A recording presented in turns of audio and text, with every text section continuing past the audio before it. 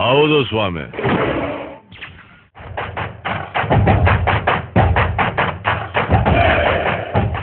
ವಾಟೋತ್ರಿ ವಿಷ್ಣುವರ್ಧನ ಕರುನಾಡಕ್ಕಿಂಗನಾಡನ ಪ್ರೀತಿಯಲ್ಲಿ ಅಂದರೆ ಜನ ಕೇಳ್ಕೊಂಡು ಹೋಗೋ.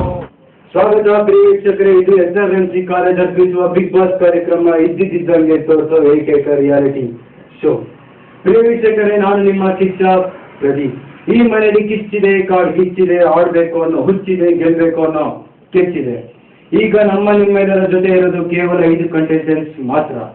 ಒಂದು ಪೆದ್ರಾಮಯ್ಯ, ಕೆಂಸ್ವಾಮಿ, ಬಿಡಿಯೂರಪ್ಪ, ಮುಟ್ಟನಾಗರಾಜ್ ಮತ್ತು ದ ಗ್ರೇಟ್ ಬ್ರಹ್ಮಾಂಡ ಗುರುಗಳು. ಈ ಬಿಗ್ ಬಾಸ್ ಮನೆ ಅನ್ನೋ ಆಟದಲ್ಲಿ ಸೋಲರು ಗೆಲ್ಲರು ಮತ್ತು ಈ ಬಿಗ್ ಬಾಸ್ ಮನೆಯಲ್ಲಿ ಏನೇನು ನಡೆದಿದೆ, ಏನೇನು ನಡೆಯುತ್ತೆ, ಏನೇನು ನಡೀತಾ ಇದೆ ಎಲ್ಲ ತಿಳಿಯೋಣ. Let see.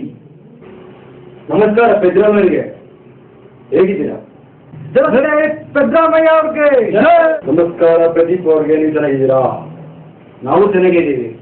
ಓಕೆ ಪೆದ್ರಾಮಯ್ಯ, ಮನೆಯೊಳಗೆ ಏನೇನು ನಡೀತಾ ಇದೆ ಹಾಗೂ ಸ್ವಲ್ಪ ಏನಾದರೂ ಮಾತಾಡಿ. ಬಿಡಿಯೂರಪ್ಪ ಒಬ್ಬ ಸುಳ್ಳುಗಾರ, ಒಬ್ಬ ನೀಚ. ಅವರು ಬೇರೆ ರಾತ್ರಿ ಓಡ್ಕೊಂಡು ಬೇರೆ ಹೊಟ್ಟೆ ಮೇಲೆ ತಣ್ಣೀರು ಬಟ್ಟೆ ಹಾಕಲ್ದೇನೆ ಬಿಗ್ ಬಾಸ್ ಮನೆ ನನ್ನ ಊಟ ಕಟ್ಕೊಂಡು ನನ್ನ ಹೊಟ್ಟೆ ಮೇಲೆ ತಣ್ಣೀರು ಬಟ್ಟೆ ಹಾಕ್ತಿದ್ದಾರೆ. ಇದು ಸರಿನಾ? ಅಲ್ಲಿ ಕೆಂಸ್ವಾಮಿಯರವರು ಮುಖ್ಯಮಂತ್ರಿ ಸ್ಥಾನ ತಕ್ಷಣಕ್ಕೆ ದಿಂಬುಗಳಿಗೆ ನಿಂಬೆನ್ನ ಮಾಟ ಮಾತ್ರ ಮಾತಿ ಇಟ್ಟಿದ್ದಾರೆ. ಇದು ಸರಿನಾ? ನೀವೇ ಹೇಳಿ. ಅಲ್ಲಿ ಮುಖ್ಯಮಂತ್ರಿ ಸ್ಥಾನದಲ್ಲಿ ಮೊಟ್ಟ ಮೊದಲನೇ ಬಾರಿಗೆ 1 ರೂಪಾಯಿ ಕೆಜಿ ಅಕ್ಕಿ ಮಾಡಿದ್ದು ನಾನೇ. ಬೇರೆ ಯಾರು ಮಾಡಿದಾರ ತೋರಿಸಿ. ಇಷ್ಟು ಮಾತಾಡಕ್ಕೆ ಇಷ್ಟಪಡ್ತೀನಿ. ನಮಸ್ಕಾರ. ನಮಸ್ಕಾರ ಕೆಂಸ್ವಾಮಿಯವರಿಗೆ, ಹೇಗಿದ್ದೀರಾ? ಪ್ರದೀಪ್ ಅವರೇ, ನಾವು ಆರಾಮಿದ್ದೀವಿ, ನೀವು ಆರಾಮಿದ್ದೀರಾ? ನಾವು ಆರಾಮೇ ಇದ್ದೀವಿ. ಓಕೆ ಕೆಂಸ್ವಾಮಿಯವರೇ, ಪೆದ್ರಾಮಯ್ಯ ಅವರು ನಿಮ್ಮ ಬಗ್ಗೆ ಅಷ್ಟೆಲ್ಲ ಮಾತಾಡಿದ್ರು. ಸೊ ನೀವು ಸ್ವಲ್ಪ ಏನಾದರೂ ಅವ್ರ ಬಗ್ಗೆ ಮಾತಾಡಿ. ಹಾಗೂ ನಮ್ಮ ಮನೆ ಹೇಗಿದೆ ಸ್ವಲ್ಪ ಏನಾದ್ರು ಮಾತಾಡ್ಬೇಕಲ್ಲ. ನೋಡಿ ಪ್ರದೀಪ್ ಅವರೇ, ನಮ್ಮ ನಾಡಿನಲ್ಲಿ ಇರ್ತಕ್ಕಂಥ ಜನರ ಮನೋಭಾವನೆಯನ್ನು ಅರ್ಥ ಮಾಡ್ಕೊಂಡು ಅವರಲ್ಲಿ ಇರ್ತಕ್ಕಂಥ ಅಭಿಪ್ರಾಯ ತಿಳ್ಕೊಂಡು ಇಲ್ಲಿ ಏನು ಬಿಗ್ ಬಾಸ್ ಕಾರ್ಯಕ್ರಮದಲ್ಲಿ ಬಂದಿದ್ದೀವಿ.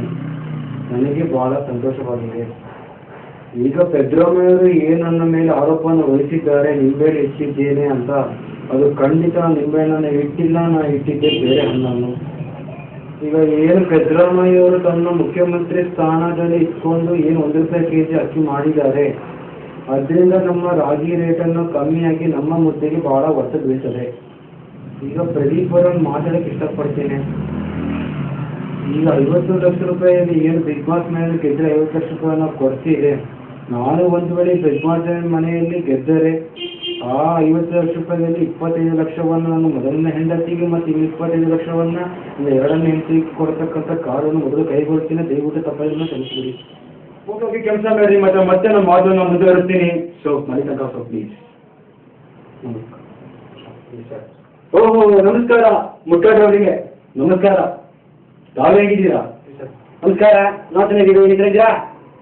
I am also fine. Okay ಮುಟ್ಟೋರವ್ರೆ, ಇವರು ಎಷ್ಟು ಮಾತಾಡಿದ್ರು, ಏನೇನೋ ಮಾತಾಡಿದ್ರು. ನೀವು ಏನಾದ್ರು ಮಾತಾಡ್ಬೇಕಲ್ಲ, ನೀವಂತೂ ಸುಮ್ಮನೆ ಕೊಡಲ್ಲ.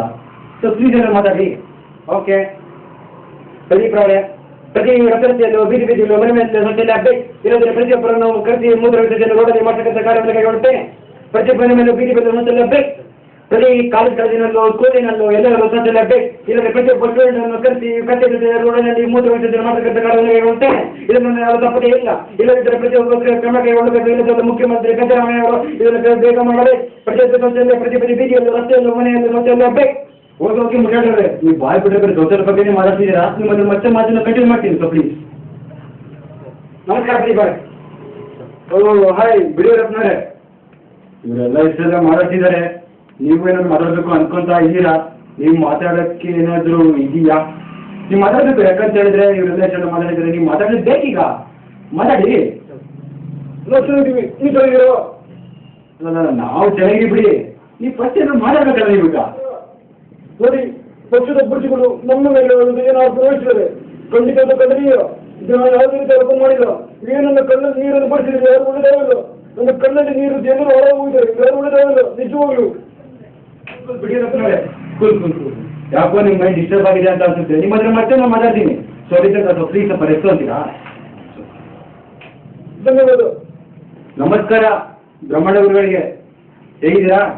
ನಮಸ್ಕಾರ ಗಣಯ್ಯ ಪ್ರದೀಪ, ಚೆನ್ನಾಗಿದೀಯಾ?